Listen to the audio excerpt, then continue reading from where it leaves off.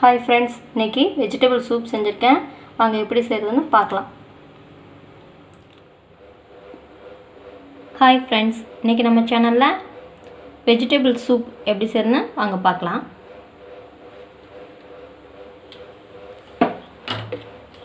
ஒரு பாத்திரம் வச்சுக்கிட்டேன்.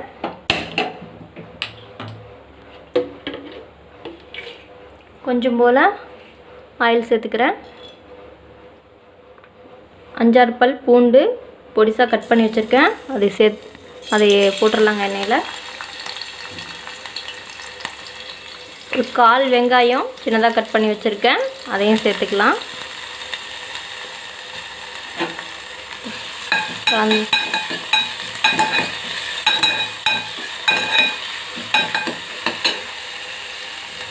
கொஞ்சம் போல் கோஸு கட் பண்ணி ஒரு அளவு கட் பண்ணி வச்சுருக்கேன். ஒரு கேரட்டு, 6 பீன்ஸு பொடியாக கட் பண்ணி வச்சுருக்கேன், அதையும் சேர்த்துக்கலாம். நல்லா வதக்கி விட்டுக்கலாம். கொஞ்சம் வதங்கிருச்சுங்க. கொஞ்சமாக மஞ்சத்தூள் சேர்த்துக்கிறேன்.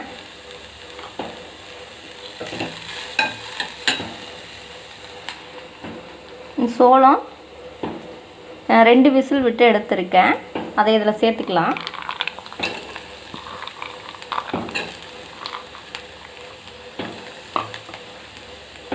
பச்சை பட்டாணி ஒரு 5 நிமிஷம் வேக வச்சு எடுத்துருக்கேன், அதையும் இதில் சேர்த்துக்கலாம். நல்லா கலந்து விட்டுக்கலாம். தேவையான அளவு உப்பு சேர்த்துக்கலாங்க.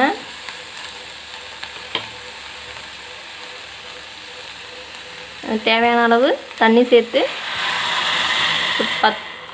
10 நிமிஷம் இதை கொதி விடலாம். 10 நிமிஷம் இது நல்லா வேகட்டுங்க, மூடி வச்சிடலாம். 10 நிமிஷம் ஆயிடுச்சுங்க. காய் நல்லா வெந்துடுச்சு. இப்போ 2 ஸ்பூன் கார்ன்ஃப்ளவர் மாவு எடுத்திருக்கேன். சின்ன ஸ்பூனில் 2 ஸ்பூன் சேர்த்துக்கிறேன். இது நல்லா தண்ணி ஊற்றி கலக்கிக்கலாம்.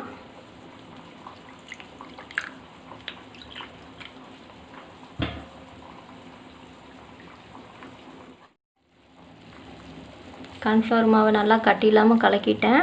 அதை இப்போ இந்த காயில் ஊற்றிடலாங்க. இது ஒரு 5 நிமிஷம் கொதிக்கட்டும். 5 நிமிஷம் ஆயிடுச்சுங்க. நல்லா கொதிச்சு வந்துடுச்சு. நான் ஒரு சின்ன ஸ்பூனில் 1 ஸ்பூன் நெய் சேர்த்துக்கிறேன், நல்லா வாசனையாக இருக்கும்.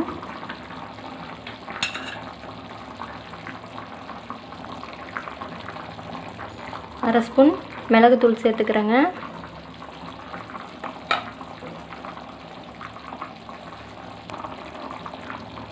வரமிளகாவை லைட்டாக வறுத்து பொடிச்சு வச்சுருக்கேன், அதை கொஞ்சம் சேர்த்துக்கிறேன்.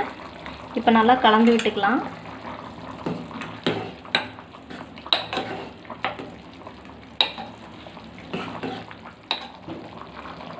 நல்லா கொதி வந்துருச்சுங்க. ஸ்டவ்வை ஆஃப் பண்ணிக்கலாம். சூப்பராக ரெடி ஆயிடுச்சு. இறக்கிடலாங்க.